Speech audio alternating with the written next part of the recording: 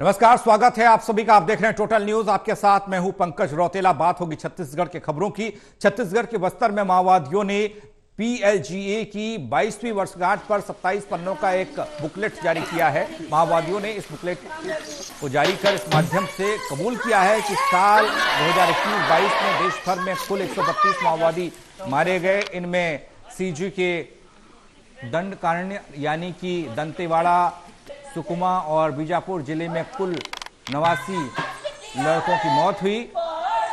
यह पिछले कुछ सालों का सबसे बड़ा आंकड़ा भी है। दरअसल माओवादियों की केंद्रीय कमेटी की तरफ से जारी किए गए बुकलेट में लिखा है कि बस्तर में हुई अलग अलग मुठभेड़ों में बीमारी से हमने अपने 89 साथियों को खोया है। इसके अलावा पुलिस की मुखबिरी करने वाले गद्दारों को मौत की सजा देने की बात का जिक्र है। माओवादियों ने कहा कि जो नक्सल साथी मारे गए हैं उनमें DK, SZC, DVCM, ACM समेत अन्य कैडर्स के माओवादी भी शामिल हैं।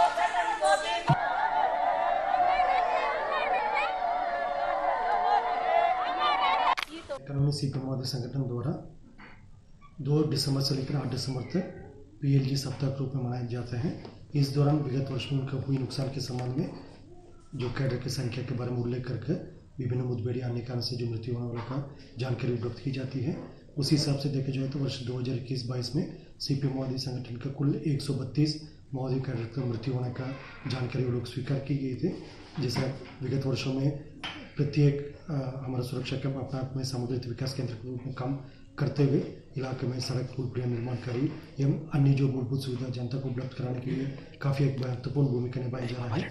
इसी कारणवश जो इलाके में नक्सल गतिविधि काफ़ी हद तक अभी समाप्ति की ओर में है और साथ साथ जो इलाके में जो नक्सल की कॉरिडोर बंद हो रहा है, उनकी सप्लाई नेटवर्क टूट जा रहा है और उनके पैर के नीचे से जमीन खिसकते जा रहा है। इन सब तमाम परिस्थिति को देखते हुए हमको लग रहे थे नक्सल संगठन अभी बैकफुट में है और आने वाले समय में भी शेष इलाके में भी नक्सल गतिविधि के ऊपर नियंत्रण रखने के लिए, उनके प्रभावी रूप से कार्रवाई करने के लिए हमारे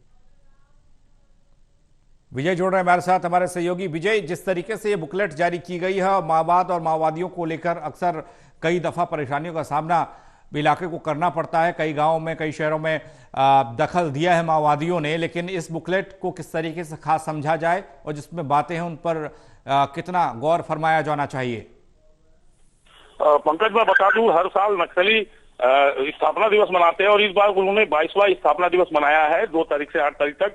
और नक्सलियों ने 27 पन्ने की बुकलेट जारी करके इसमें नाफा नुकसान की इसमें बात कही है। नक्सलियों ने स्वीकारा है कि इस बार जो है जो उनके साथी थे जो बीमार थे वो इलाज नहीं कर पाए, जिसमें बीजापुर, दंतेवाड़ा, आपका सुकमा और नारायणपुर क्षेत्र एक ऐसे हैं जो नक्सल प्रभावित इलाके हैं। वहां पे पहले जिस प्रकार से बस्तर में विकास बढ़ रहा है, कैंपों की स्थापना हो रही है, तो नक्सली पहले जब बीमार हुआ करते थे तो वो आंध्र प्रदेश या तेलंगाना या आंध्र प्रदेश में जाकर के वो इलाज कराया करते थे और वो स्वस्थ हुआ करते थे। लेकिन जिस प्रकार से कैंपों की स्थापना की गई है, विकास हुआ है, ग्रामीण समझ चुके हैं, तो अब नक्सली बाहर नहीं निकल पाते हैं।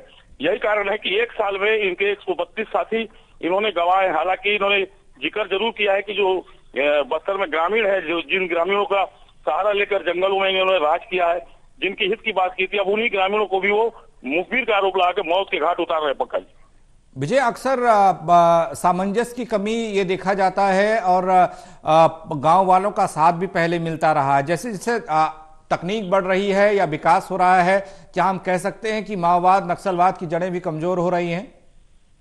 जी पंकज, मैं बता दूं कि जिस प्रकार से बस्तर के नक्सल प्रभावित क्षेत्रों में विकास तेजी से हो रहा है, अभी कांग्रेस की सरकार है और कांग्रेस की सरकार इस और भी ज्यादा ध्यान दे रही है कि इन इलाकों में विकास पहुंचे, क्योंकि विकास पहुंचेगा तो लोगों को जानकारी होंगी। तो ग्रामीण जो इनका साथ दिया करते तो वो भी अब इनसे पीछा छुड़ा रहे हैं।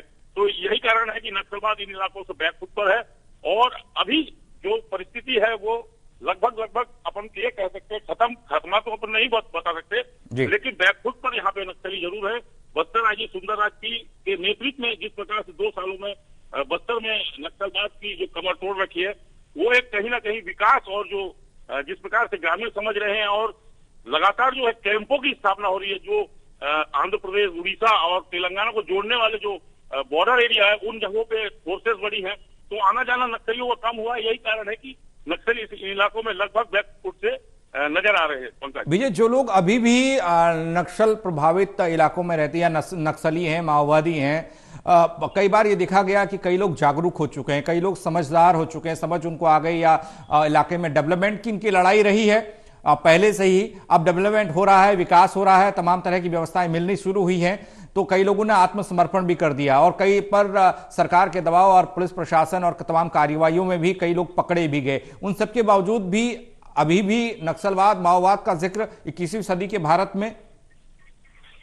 पंकज, मैं बता दूं कि छत्तीसगढ़ सरकार की जो समर्पण योजना है और बाहर के जो नक्सली लीडर थे, यहाँ के स्थानीय नक्सलियों का साथ जो दिया था, वो ग्रामीण अब समझ चुके हैं जो सरकार की योजनाएं चल रही। जो आदमी नक्सली थे, जो सहयोगी थे, वो समर्पण करके अपना बेहतर जीवन जी रहे। यही कारण है कि जब दूसरे माओवादी को बात पता चलती है कि सरकार की जो योजनाओं का लाभ मिल रहा है, उसका वो लाभ लेने आ रहे हैं और लगातार जो नक्सली संगठन कमजोर सा पड़ते जा रहा है। हालांकि करीब 1.5 साल से नक्सली शांत है इलाके में, और जिस प्रकार से सरकार की योजनाएं सामने ला रहे हैं, ग्रामीणों तक योजनाएं पहुंच रही है, जो सामग्री उनको नहीं मिला करती थी वो सामग्री यहाँ पहुंच रही है।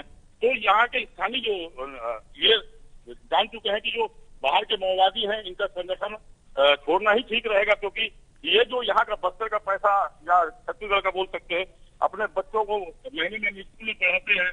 और चलो, उम्मीद तो यही करेंगे विजय, जल्दी से जल्दी तमाम चीजों का समापन हो, यानी कि समाप्त हो नक्सलवाद, माओवाद, क्योंकि आज शिक्षा आगे बढ़ चुकी है, स्वास्थ्य सुविधाएं बेहतर हो चुकी हैं। वो दौर कुछ और था जब दूर दराज के गाँव कस्बों में तमाम तरह की व्यवस्थाएं नहीं होती थी और उसकी लड़ाई ये लोग लड़ा करते थे। 22वीं वर्षगांठ इन्होंने मनाई। बहुत शुक्रिया आपका विजय, तमाम जानकारी के लिए।